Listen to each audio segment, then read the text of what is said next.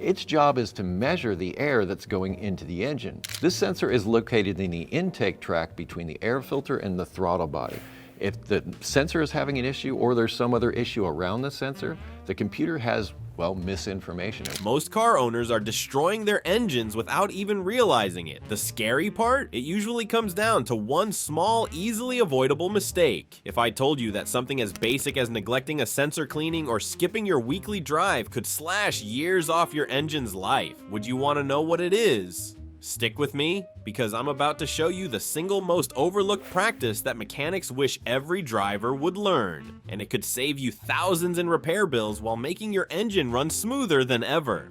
Before we move on, I would like you to subscribe to the channel and like the video. Why does your engine sometimes feel weaker even though nothing seems obviously broken? You hear it start fine, the idle sounds steady enough, and there are no loud bangs or rattles. Yet when you press the gas, it feels sluggish, maybe even hesitant, almost like the car is carrying extra weight. This leaves most drivers puzzled because they expect visible signs of damage before losing power. What's actually happening is far more subtle, and it comes down to something most people never think about: the invisible signals flowing through the electronic brain of your engine. Modern vehicles rely on dozens of small sensors to fine-tune performance in every moment. These tiny parts act like messengers, feeding the computer information about temperature, air, and fuel. When everything is working, the car adjusts itself constantly, keeping the mixture precise and efficiency high. But the system only performs as well as the data it receives. When those signals are off, even slightly, your engine can feel like it's aged overnight, despite having nothing physically broken internally. That's where one particular sensor often turns into a silent troublemaker. The mass airflow sensor, often called the MAF, is among the most important sensors in your entire vehicle. Its job is to measure the exact amount of air entering the engine so the ECU can match the fuel correctly. If the MAF gets dirty, coated in dust, or starts sending unreliable readings, the mixture is off balance. The ECU thinks the engine is breathing less air than it really is, so it reduces fuel, causing a lean condition. That means less power, more hesitation, and sometimes a sudden drop in fuel economy that leaves you filling the tank more often without realizing why. Many drivers simply chalk this up to age. They believe their 10-year-old sedan is naturally weak compared to when it was new, but that theory doesn't hold when freeze-frame data reveals codes like P0171 or P0174. These aren't mysterious numbers. They are the engine crying out that it's starving for fuel because the readings don't match the reality. Think of it like someone exercising on low oxygen. They can still move, but every effort feels heavier, slower, and more exhausting. That's exactly how your car feels attempting to drive with skewed data. Now here's where it gets even trickier. On some cars, especially brands like Lexus or Toyota, one misread signal doesn't just cause sluggish driving. The ECU has a quirk built in. When it senses a trouble code in the engine, it automatically disables traction control. Suddenly, two different lights pop up on the dash: the check engine light and the traction control light, making owners panic about problems that look completely unrelated. People often think their ABS is failing or their traction system has gone out, when in reality, a dirty sensor is triggering a chain reaction of safety shutoffs. Imagine spending hundreds trying to replace brake modules only to later learn it was caused by a single code related to air-fuel mixture. That's the real danger of ignoring these early warnings. Once those check engine lights appear, you're flagged for emissions testing failures in most states. And if lean conditions persist, they can overheat valves, damage catalytic converters, and permanently compromise fuel efficiency. All of that starts with what seems like a harmless quirk or a weak acceleration pedal. The frustrating part is, avoiding this spiral is often as simple as cleaning the MAF with the correct spray designed for electronics. Done carefully, it restores clear readings, resolves the lean codes, and immediately returns smooth performance. Most people overlook this step because they don't realize how one small piece connects to so many systems.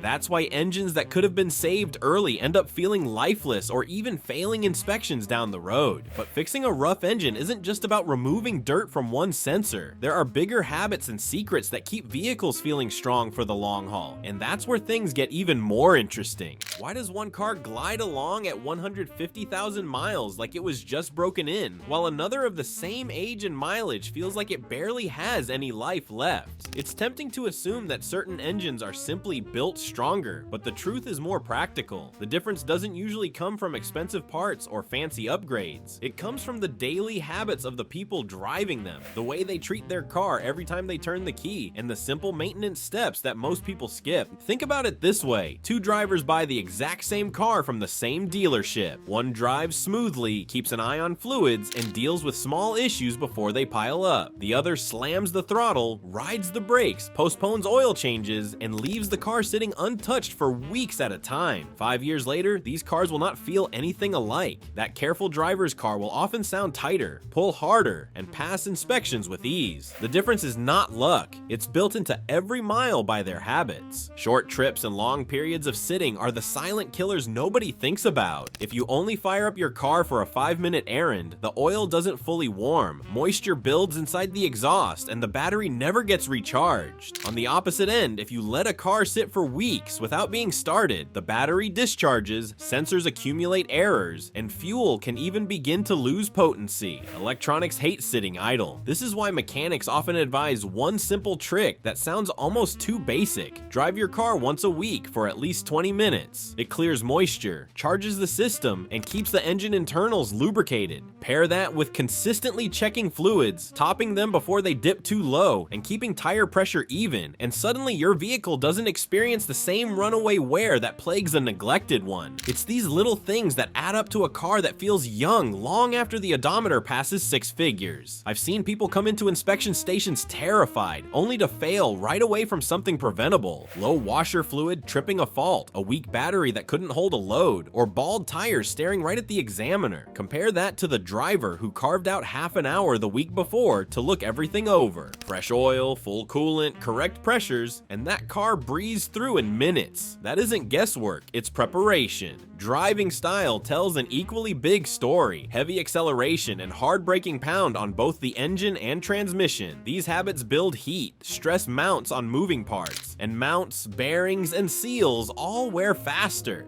Drivers who practice smoother throttle inputs extend the lifespan of those same parts by thousands of miles. And believe it or not, revving the car high every now and then actually helps. By occasionally running the engine close to redline under load, you burn off carbon deposits that like to clog intake valves and pistons when an engine spends its whole life under light duty. Done carefully, it's insurance against sluggish response later on. There are also smaller surprises that most people never think about. Running your air conditioning regularly, even in winter, keeps seals lubricated so refrigerant doesn't leak out. Avoiding constant engine braking on manual cars reduces clutch and gearbox stress, making them last longer. Each habit on its own looks tiny, almost irrelevant. Together, they dictate whether your engine feels new at 150,000 or worn down at half that mileage. If you make these habits normal, your engine will last longer and run smoother than most cars on the road. Check your mass airflow sensor, battery, and fluids this week, then share in the comments which maintenance secret you've been skipping.